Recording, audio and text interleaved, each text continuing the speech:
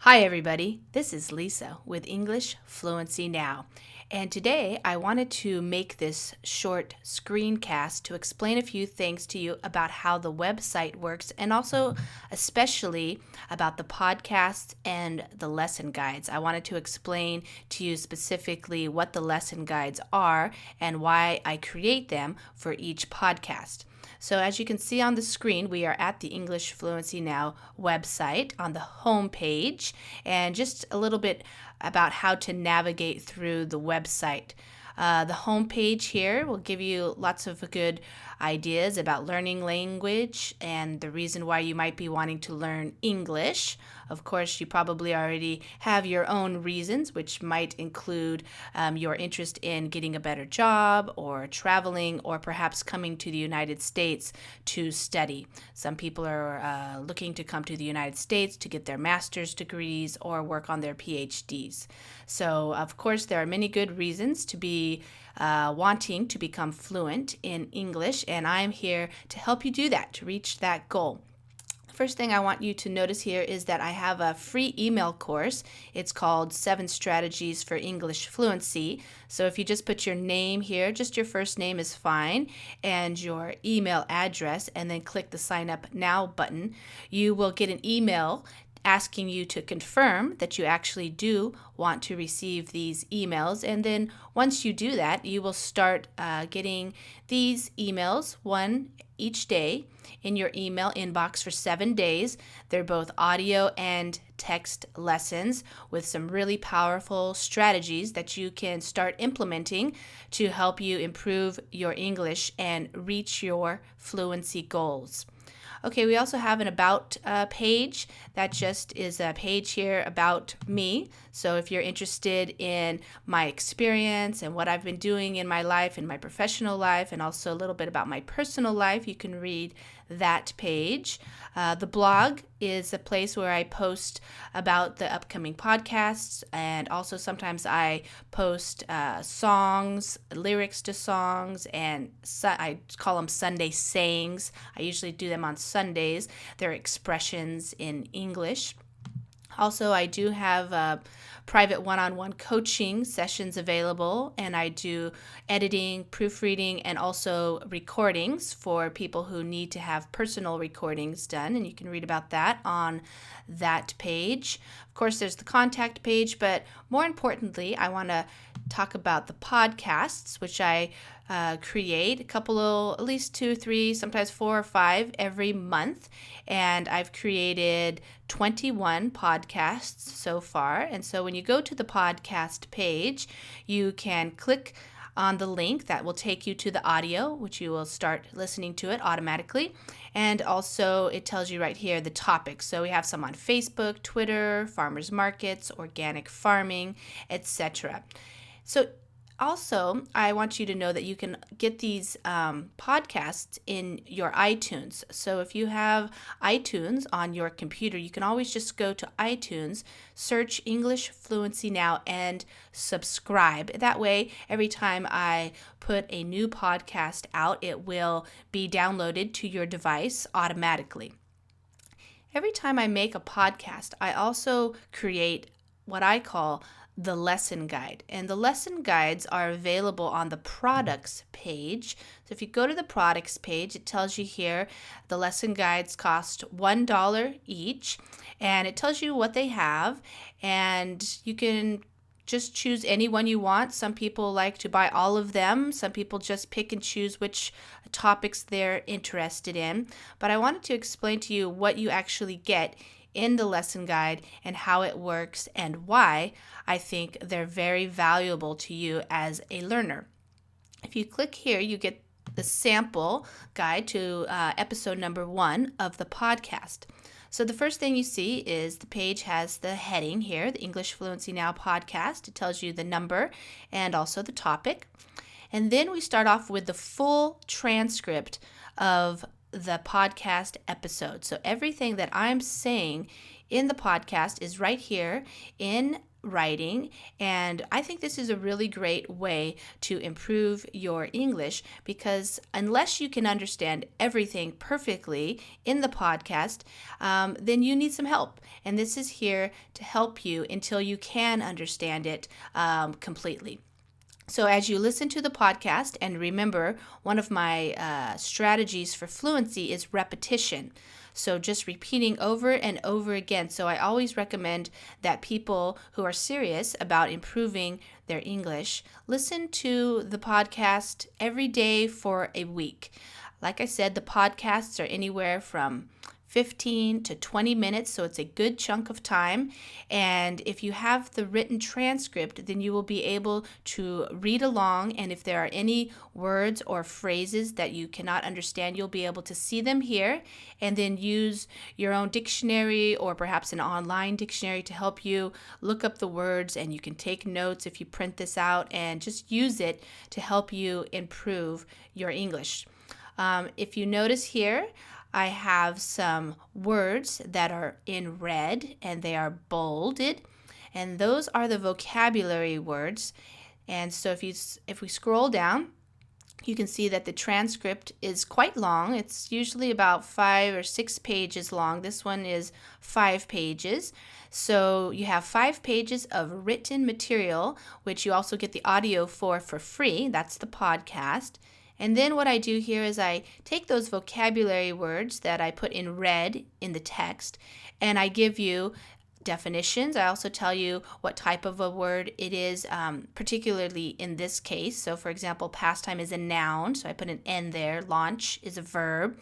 I give you at least one definition, sometimes 2 or 3 definitions, and usually 1 or 2 sentences. Now, I think this is a really important resource here, because sometimes it's very easy to look up a word and you think that you know it, but you don't really know a word until you can actually use it, either in speaking with another person or writing it in an email or in a letter or in some type of correspondence. So for you to be able to really learn vocabulary and really learn words, one of my strategies is to learn them in phrases, not just the meanings of lots and lots of vocabulary words, but to learn these words and know how to use them. Use them in sentences that you want to write or you want to speak. So I give you lots of examples here, and the reason why I'm giving you these examples is because I want you to read these, I want you to say them out loud, and I want them to be something that you really internalize. That means you really own this, so that you can speak these words and these phrases without thinking. You don't have to translate in your mind, and you don't have to think, now what was I supposed to say? How does that work? These are samples of how these words can be used in real sentences. They're not simple sentences. This is not a podcast for beginners. It's for intermediate and advanced learners of English. And so it's for you to become more fluent and also to expand your vocabulary, expand, broaden, widen your understanding of the English language. So after the vocabulary, we have comprehension questions. So these are just a few questions here. I noticed that in the first lesson guide, I only had 4, but now I usually have about 6 questions, and they are multiple choice. So you get to choose A, B, C, or D, and they are questions related to the podcast and the topic, just to check to see if you understood what was going on. Of course, when you're listening, you want to check for understanding, but now that you have the lesson guide, you can always go back and find that particular spot where you actually find the correct answer. So that's helpful. I also include these expansion questions, and these are really important for somebody who is very serious about working the language, working with the language. So these are open-ended questions that relate to the podcast, and they ask you to write. So, or speak. For example, number 1 says, what types of things can you post on your Facebook wall? I think you can answer this question either in with words or in writing, and this will help you take your learning to the next level, because you're not just sitting there passively listening or reading along, which is a little bit more active, but you're actually becoming more active with the content, with the podcast, and you are producing speech or producing written material. So this is very challenging.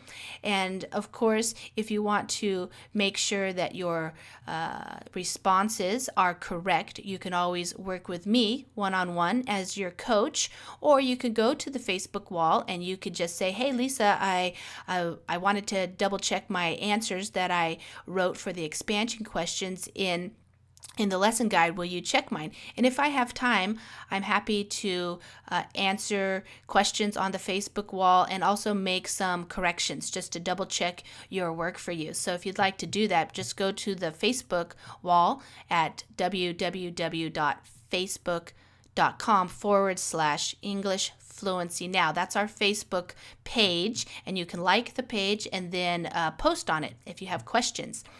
Also, in the lesson guide, I always provide what I'm calling other relevant information. So this is just interesting information that has to do with the topic. For example, here we're talking about Ivy League. You might not know what the Ivy League schools are and why they have importance here in the United States. But since the founder of Facebook was from an Ivy League school, and that's where the Facebook application actually started, where they first were using it, I tell you a little bit about that.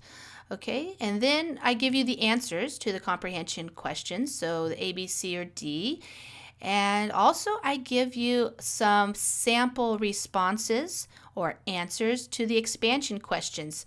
Oftentimes, if I'm asking you a question that could be answered in yes or no, I give you both the yes answer and the no answer. So these are just ideas. This is not the way to answer the question. It's only one way you could answer the question, and it gives you a sample, an example, or a model of how one person could answer those questions. And you could check what you wrote up against what I wrote and see how you did, to evaluate your own learning and to think about where you could have maybe answered in a different way, used a different word or different vocabulary.